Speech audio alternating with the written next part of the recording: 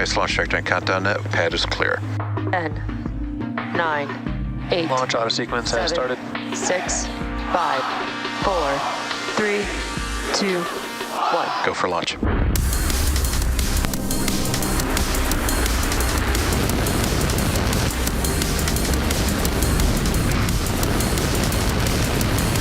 Vehicle is supersonic. Stage separation confirmed. Dragon, separation confirmed.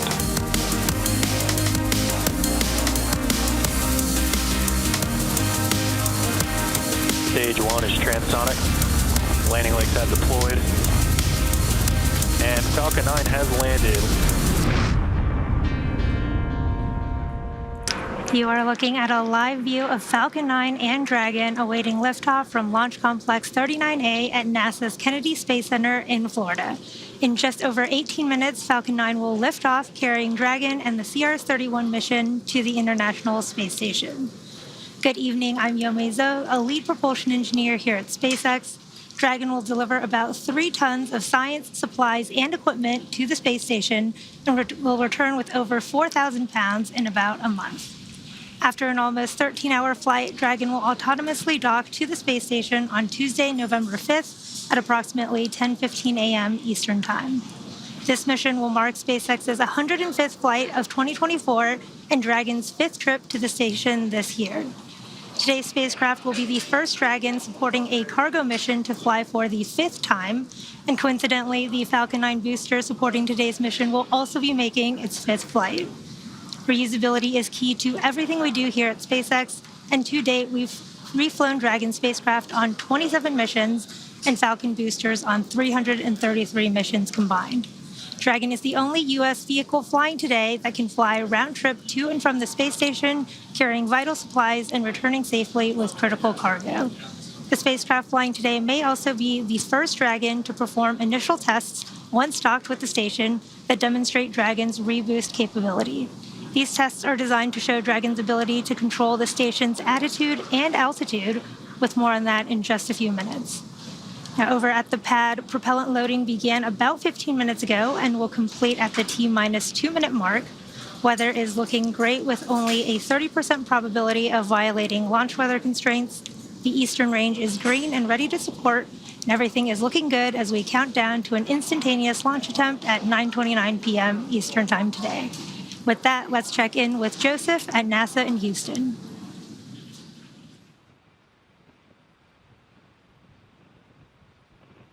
I'm coming to you live from the International Space Station Flight Control Room at NASA's Johnson Space Center in Houston, Texas, where our flight controllers, led by Flight Director Ron Spencer and his Gemini flight team, are monitoring the International Space Station, Dragon's ultimate destination after tonight's launch.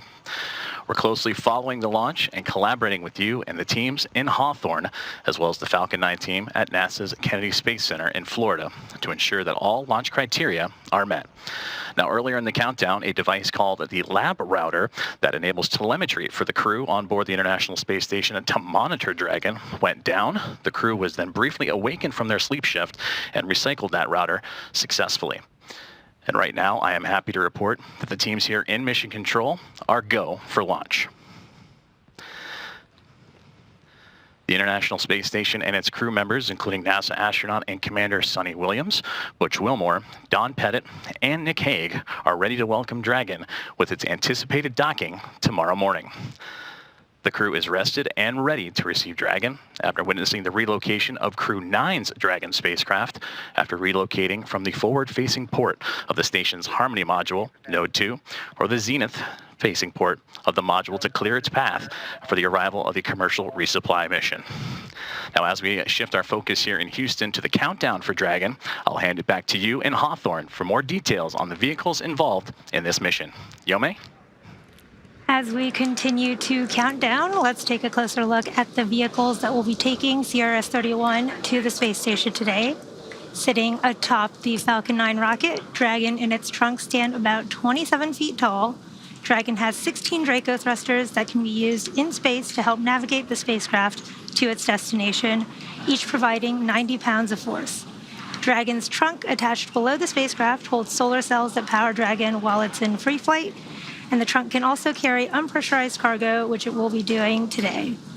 About 50 seconds after separation, Dragon's nose cone deploy sequence will begin exposing its guidance navigation controls that help Dragon autonomously fly to the space station. The nose cone also houses the docking mechanism that will connect with the station. Dragon has played a significant role in advancing our future in space by safely transporting crew and cargo to and from the space station.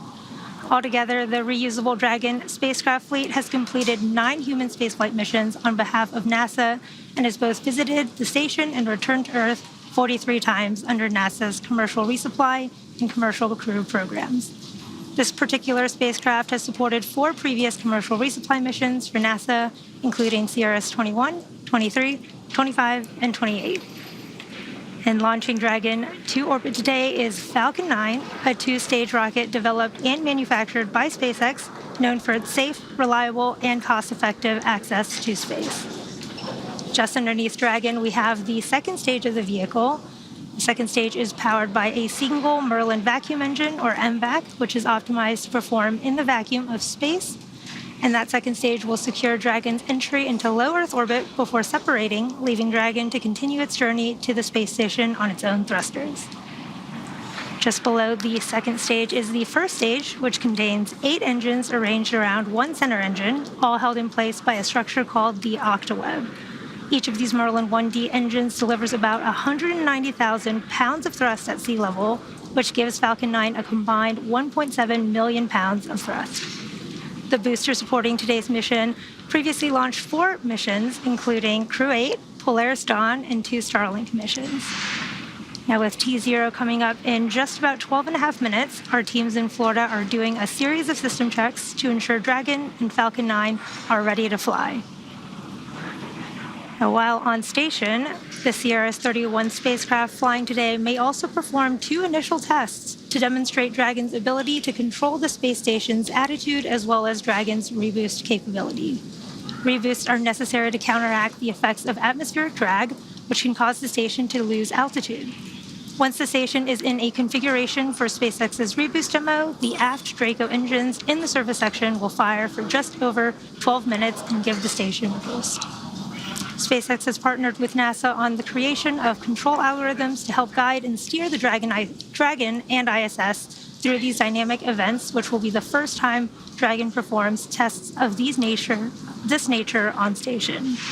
SpaceX will leverage data collected during CRS-31 to inform important analyses, which will support future enhanced capabilities and programs like the U.S. Deorbit Vehicle, or USDV.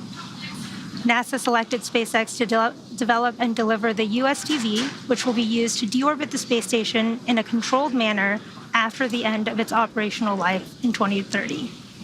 The USDV will be based on today's Dragon, but will feature a redesigned, larger trunk section with more Draco thrusters to help lower the station's orbit. The vehicle will also need 6 times the usable propellant and 3 to 4 times the power generation and storage of today's Dragon spacecraft. Falcon 9 and Dragon have played a significant role in advancing our future in space by safely transporting both crew and cargo to and from the space station. There are currently 3 Dragon capsules used for cargo missions, which have collectively flown 10 CRS missions to date, and there are 4 capsules supporting human spaceflight that have docked to the station. Their names are Endeavour, Resilience, Endurance, and Freedom. Crew 9 arrived on board Dragon Freedom, which is currently docked to the station and is SpaceX's 15th human space mission since 2020, when Dragon became the first private spacecraft to take humans to the International Space Station. As Joseph mentioned, Crew 9 actually just completed a port relocation maneuver from the forward port to the zenith port over the weekend to make room for CRS-31 launch today. Now, as the countdown continues, let's check back with Joseph at JSC. Thank you very much, Yome. Teams here in Houston continue to monitor the countdown of NASA's SpaceX CRS-31 mission with everything on track for a successful launch. 2024 has been a year of important achievements for the International Space Station, showcasing what's possible through collaboration, as NASA's 31st commercial resupply mission with SpaceX marks the 12th launch to the orbiting laboratory this year. And it's clear that success in space is a collective effort, built on dedication and teamwork. Let's take a closer look at how this team effort has kept the station thriving throughout the year. The year began with Progress 87 delivering essential supplies to the International Space Station. NASA's SpaceX 29th commercial resupply mission followed, bringing critical research and hardware, ensuring support for science aboard the orbiting laboratory. Axiom Mission 3 expanded the station's research capabilities, introducing new perspectives from around the world. In March, NASA's SpaceX Crew 8 launched from Florida, each crew's transition mirroring the importance of coordination and teamwork in maintaining station operations. As the year progressed, NASA's 30th resupply mission with SpaceX and the arrival of additional crew aboard Soyuz MS-25 sustained the flow of research, resources, and explorers. Progress 88 reinforced the station's supply chain, maintaining momentum for new scientific discoveries. As summer arrived, Boeing's Crew Flight Test marked a key milestone in human spaceflight. And Northrop Grumman's NG-21 mission delivered supplies critical to daily life and research.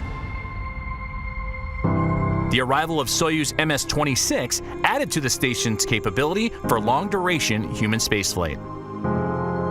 With the recent arrival of Crew 9, the station continues to be a hub of progress and global cooperation. It's a place where scientists and explorers from across our planet work together, advancing our understanding of life in space, creating opportunities for the future. Every mission this year, from cargo deliveries to crewed launches and hosting 25 residents, reminds us that space exploration is a shared endeavor. The commitment and adaptability of countless individuals, both on Earth and in orbit, keep the station thriving.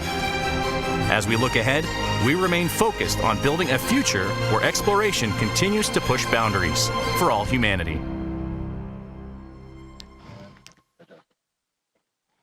As we reflect on the accomplishments of 2024, it's clear that every milestone aboard the International Space Station is made possible through the dedication and teamwork of countless individuals around the world. And that journey doesn't stop there. This mission is set to deliver over 3 tons of critical cargo, including scientific hardware and samples that will advance our understanding of the physical and biological phenomena.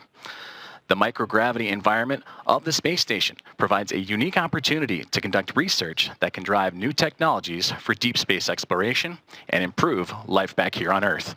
Behind every experiment, there are scientists and engineers who have spent months, sometimes years, preparing for this moment.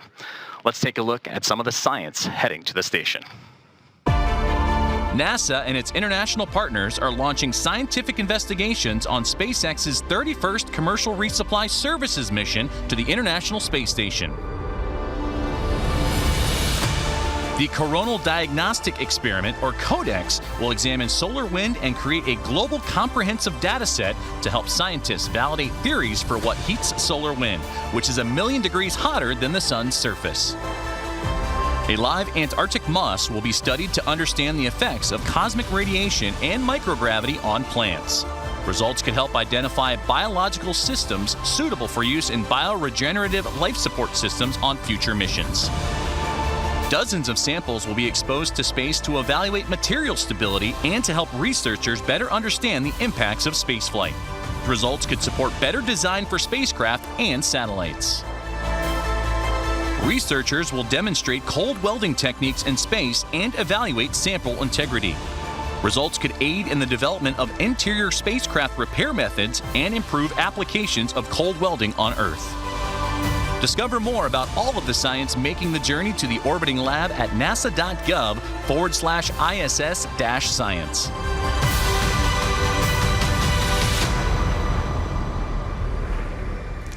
It is currently T-minus 5 minutes and 10 seconds, and everything continues to be go for launch.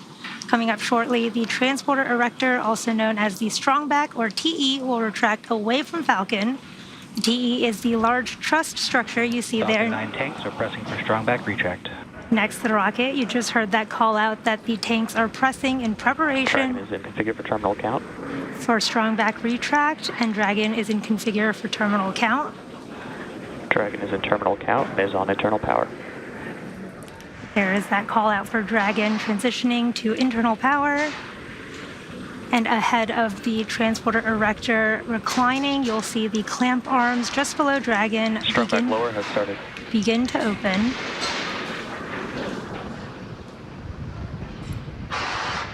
Now, the transporter erector is designed to transport, raise, and support Falcon 9 at the launch pad and uses its umbilicals or flexible lines to route the vehicle's fluids, power, and telemetry from ground systems to the rocket and payload until Falcon 9 switches to internal power.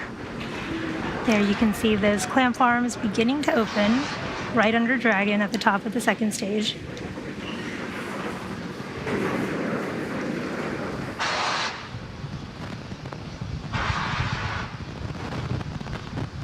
You should see that truss structure on the right. On countdown, LD pulling for MD for final status check.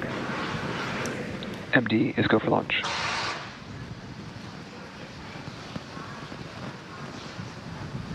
You see the transporter erector reclining from Falcon 9.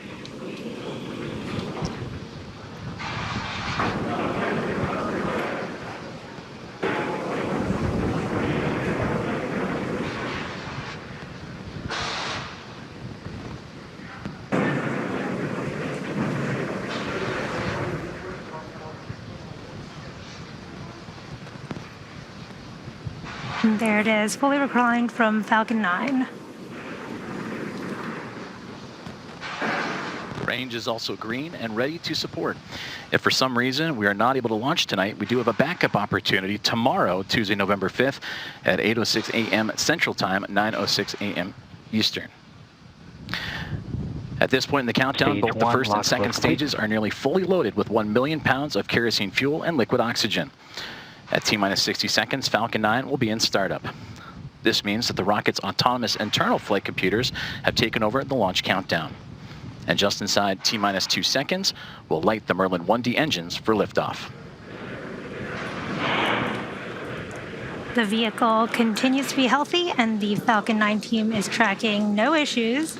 Currently, the weather is green, and the range is ready to support at T0 at 9:29 p.m. Eastern Time. Weather is looking good, and in these last few minutes, Falcon 9 is performing final health checks on the primary communications, avionics, and propulsion systems ahead of launch. Stage 2, locks load complete. And with that, we're hearing the checkouts of the second stage thrust vector control actuators underway and referred to as the engine gibble or wiggle test. And this is when SpaceX moves the nozzles ever so slightly to make sure that the guidance hardware is acceptable for flight. And as Dragon now moves into auto idle, continues those checkouts for the first stage engines, and that happens just seconds before ignition. At the time of launch, the International Space Station will be flying some 260 statute miles crossing the Atlantic Ocean.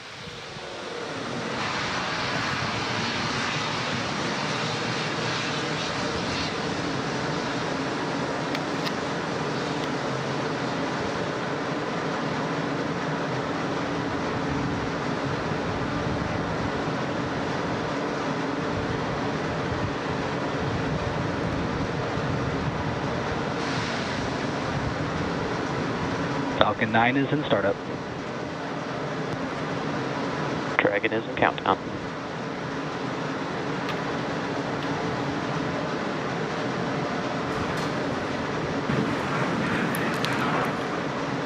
SpaceX launch director, go for launch. There is that final launch director go. All systems are go for launch of Falcon 9 and the Sierra-31 mission. T-minus 30 seconds.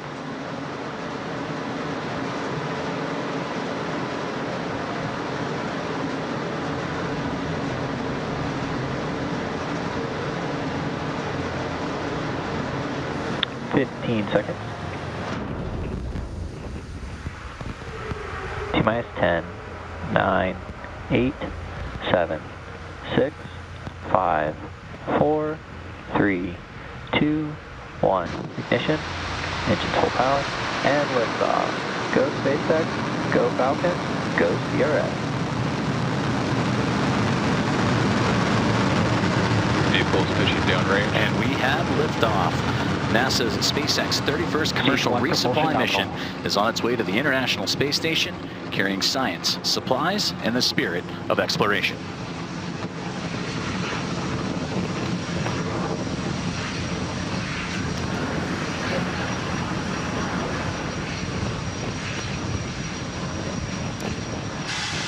Now, during ascent, we will tilt or gimbal the engines, guiding the rocket into what we call a gravity turn. Now, during this turn, the vehicle is flying both up and horizontally away from the launch pad. The rocket Power telemetry nominal. typically needs to go 17,500 miles per hour horizontally in order Falcon to 9 is supersonic. avoid getting pulled back down to Earth. You just heard that call out that Falcon 9 is supersonic, and shortly we'll be throttling the engines back in preparation for max Q. Max Q. There's that call up for max Q. That's the maximum aerodynamic pressure that the vehicle will see during ascent. And coming up shortly, we will have a few events in quick succession, starting with main engine cutoff, followed by stage separation, Stage 2 engine chill. second engine startup 1, and the boost back burn of the first stage. You just heard the call out for the second stage engine chill, starting in preparation for that engine startup. We are just about 30 seconds away from main engine cutoff, where the 9 Merlin 1D engines on the first stage will shut down. Shortly after that, the stage 1 and 2 will separate from one another, and the MVAC engine on the second stage will start.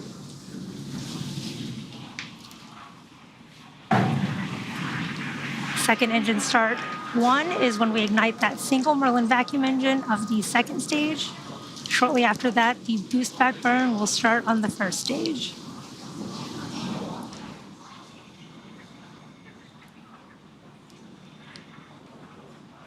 There's main engine cutoff. Main engine cutoff. Stage separation confirmed. Stage separation. Stage 2 startup. Stage 1 boost back startup. And there you can see a beautiful view of the concurrent second stage engine start along with the start of that first stage boost back burn. And really cool views from the second stage engine there and the first stage.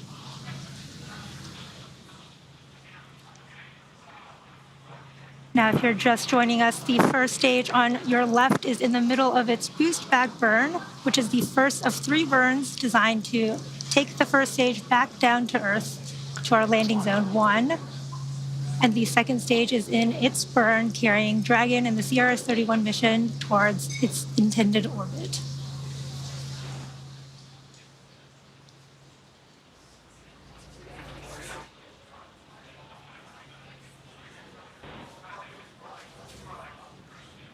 Stage 1 boost back shutdown. There is the end of that boost back burn. Again, that was the first of 3 planned burns of the first stage. And in about 3 minutes, there will be 2 additional burns, the entry burn and the landing burn of that first stage, to bring it back down to land at landing zone 1 at Cape Canaveral. We are at T plus 3 minutes and 55 seconds here in today's mission. CRS-31 is SpaceX's 105th launch this year, and we are coming up on the entry burn and then second engine cutoff of the second stage. Now, the entry burn is slated for a little over 2 minutes from now at the T plus 6.5 minute mark, and you should see that on your screen when the first stage performs it. And for that entry burn, we relight 3 of the 9 Vehicles M1D. are on a nominal trajectory. You heard that call out. Vehicles are all on a nominal trajectory. And again, for that entry burn, we will relight 3 of the 9 M1D engines, starting with the center E9 engines, followed shortly after by the E1 and E5 engines, which are on either side of it. And this burn will slow the vehicle down as it passes back into the Earth's atmosphere. And the reason we need to perform this entry burn is we need to slow down to reduce re-entry forces, which helps us to recover and reuse the first stage.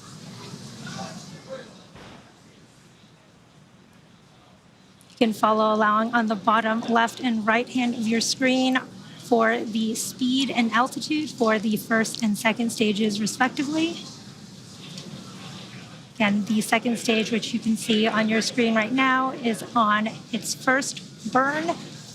And this is what will be targeting the Dragon orbit, from whence, after Dragon's separation, Dragon will continue the rest of its journey to the International Space Station using its own onboard Draco thrusters.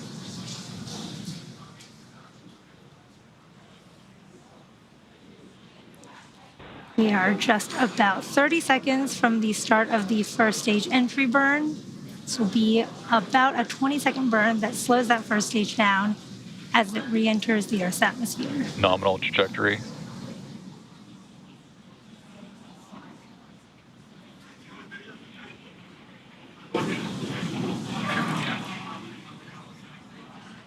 We are also currently in the middle of the second stage burn. We have about 2 minutes left in this burn.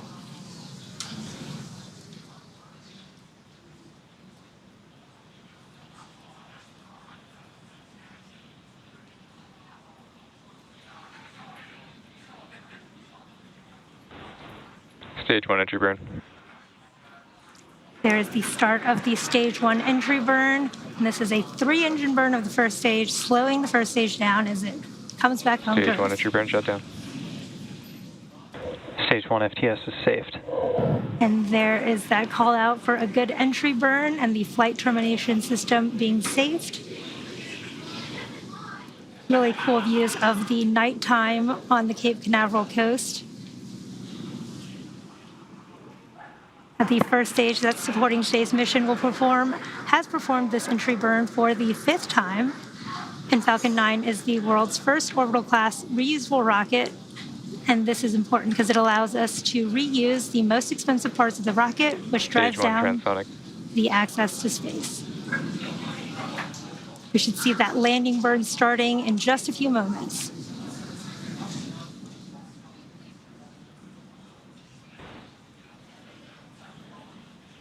Stage 1 landing burn. There is the start of the stage 1 landing burn.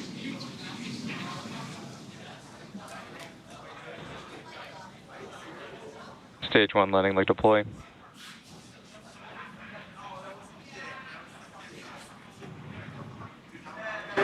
Stage 1 landing is confirmed.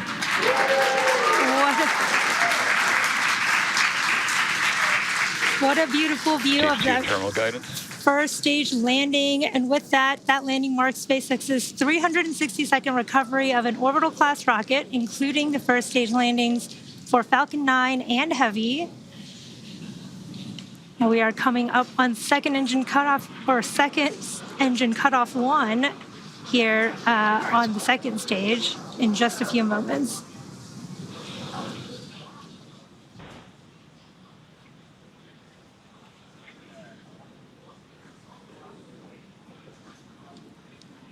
Stage 2 shutdown. There is that call out for SECO 1. You can see that MVAC engine slowly cooling off. Nominal orb insertion. There is that confirmation of a good orbit. Looks like we are on track for Dragon separation in just a few minutes here at the T plus 9 minute and 25 Stage 2 FTS is saved. second mark.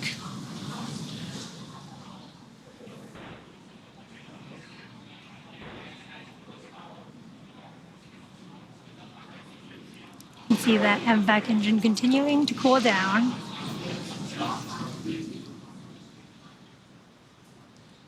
And we are waiting for Dragon separation here in just a few moments. Dragon separation confirmed. There is confirmation of Dragon separation. You could just see it floating away there.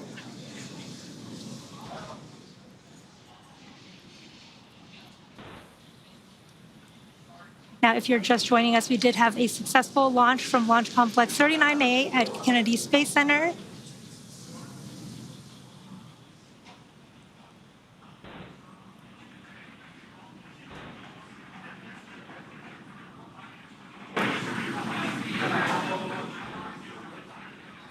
And everything has proceeded nominally so far. We had stage separation occurred at about 2.5 minutes into flight, and that was followed by a successful landing of Falcon 9's first stage on landing zone 1. And that marked the 5th landing for this particular booster. And for those of you following along, this Dragon spacecraft previously supported 4 commercial resupply missions for NASA, including CRS 21, 23, 25, and 28. At about a few minutes ago, we had a successful second engine cutoff, or SECO-1, and this was followed by a confirmation of a good orbital insertion. We recently saw Dragon separation floating away from the second stage as it begins its journey to the International Space Station. We should see the start of nose cone deploy here for Dragon shortly as well.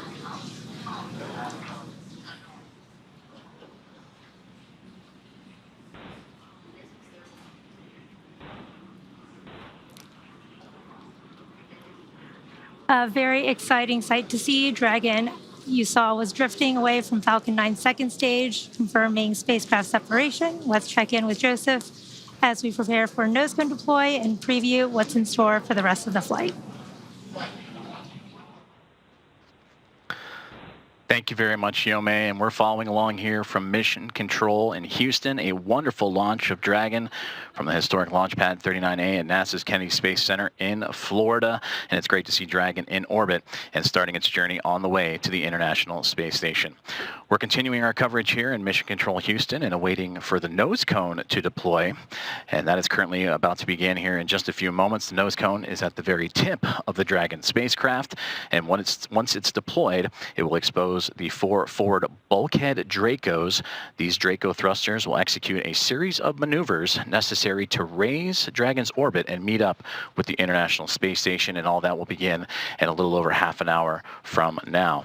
Now, for Dragon overall, it is carrying well over 3 tons of cargo that is heading to the International Space Station and the Expedition 71 crew, and that includes crew supplies, of course, science investigations, spacewalk equipment, vehicle hardware, and computer resources.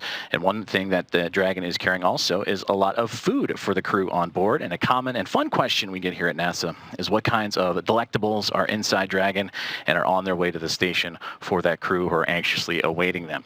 And we did receive note that there is a fresh food kit that includes some fruits and vegetables, much like citrus and apples, some blueberries, sweet onions, and all that on its way inside Dragon right now.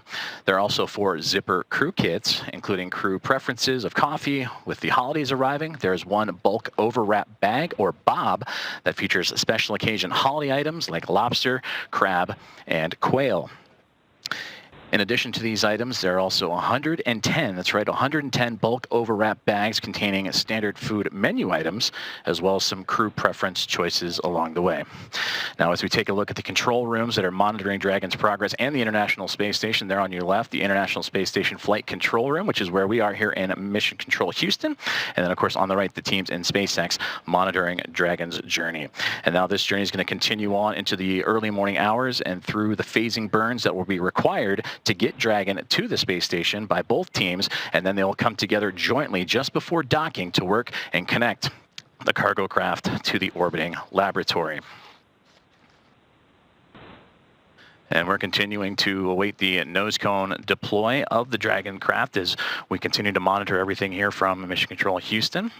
Now, we mentioned a series of burns required for the spacecraft once it reaches orbit, which it just did.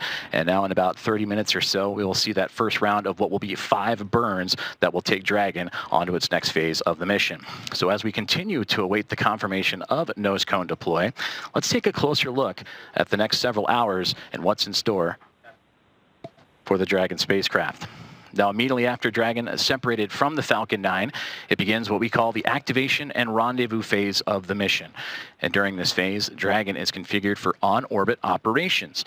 And this phase begins after the separation of Dragon from Falcon 9 and ends with the completion of the final co-elliptic burn.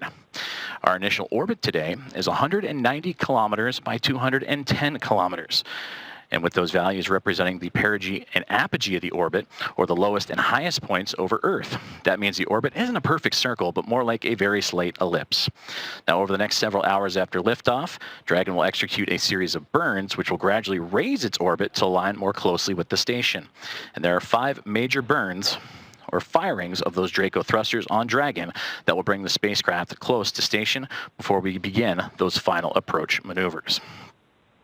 As we take a look inside the nose cone of Dragon as we speak, as the nose cap is opening right in front of us, and continuing to watch the nose cone deploy, again exposing those forward bulkhead thrusters that will begin those 5 phasing burns for the spacecraft, and we will get video back as soon as possible. But to quickly take a look at some of those burns as the nose cone approaching the about halfway point of opening. The first burn is the phase burn, and that's the first major one that's going to come in about 33 minutes from now, and that's performed at the apogee, or the highest point of the initial orbit, and will raise Dragon's perigee, or lowest point, to a higher altitude. And then from there, we'll transfer over to the boost burn, which will happen in the early morning hours. The next burn, based on what our orbital data will show us, is that'll raise Dragon's orbit until its orbit reaches an altitude that is just 10 kilometers lower than the space station. And from there, we'll move into burn number 3, the close co-elliptic burn. And that's followed soon by to place Dragon on an orbit roughly co-elliptic with the International Space Station. And this means that the crew will be about 10 kilometers lower than the space station itself during the entire orbit around the Earth. And then we move into burn number 4, which will be the transfer burn. And this is called the transfer burn, where we will be raising Dragon's apogee, or again, the highest point of its orbit, to just 2.5 kilometers below the station. As we continue to monitor the nose cone deploy of Dragon as we speak, about 3/4 of the way there to transfer us into the burn breakdown of the 5th burn, the final co-elliptic burn. And that is where we will round out everything with that final co-elliptic burn to once again maintain a constant orbit beneath the station, this time just 2.5 kilometers below. And then from there, Dragon will get ready to line itself up, fine-tuning its way before docking in the early morning hours of tomorrow. And that'll start with the approach initiation and then make its way on to waypoint 0. As we continue coverage in a successful on-time launch of NASA's SpaceX 31st Commercial Resupply Services mission en route to the International Space Station. As nose cone deploy just a moment away from locking into position.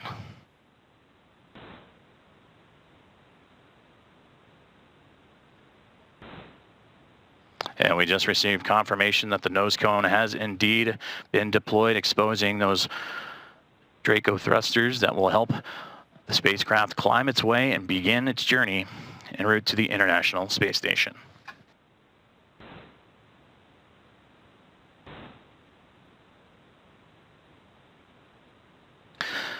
Now that the nose cone is deployed, Dragon is ready for its phasing burns to the International Space Station with a successful orbital insertion.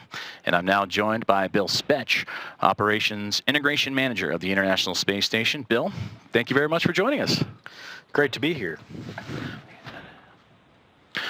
We've discussed the crucial role of collaboration, teamwork, and dedication in making missions like this possible and ensuring a continuous flow of science, technology, and resources. How have you witnessed this in your team's preparation for this mission and in recent missions? Well, you know, operating a world-class orbiting laboratory requires extensive collaboration across all aspects of the ISS program. We have adapted to numerous items that were not as we originally planned, and we have the best team in the world, and really around the world, working solutions to every potential problem that could arise. Most recently, the outstanding international collaboration around the very busy traffic schedule to ISS, and adjusting to that ever-changing launch and landing schedule while we prepared for the future by adding new capabilities to the ISS.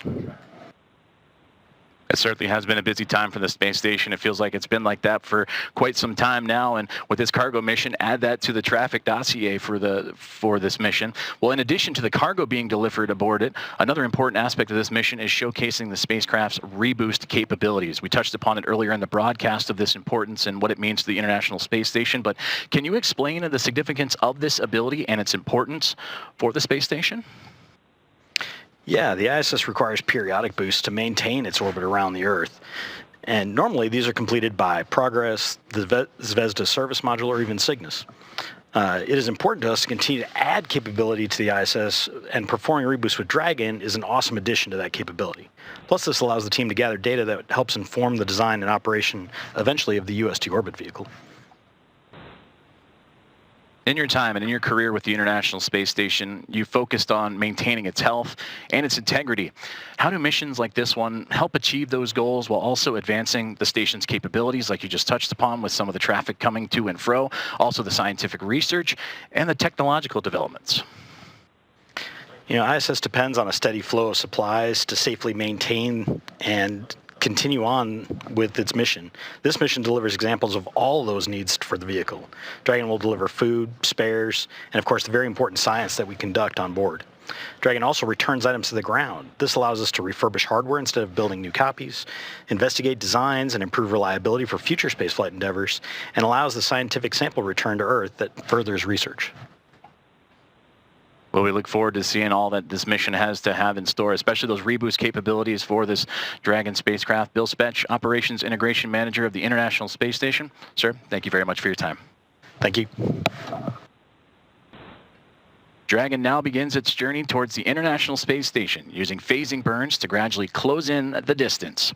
This process will take about a day and a half, with approach and docking expected actually early tomorrow morning at 9:15 a.m. Central Time, 10:15 a.m. Eastern.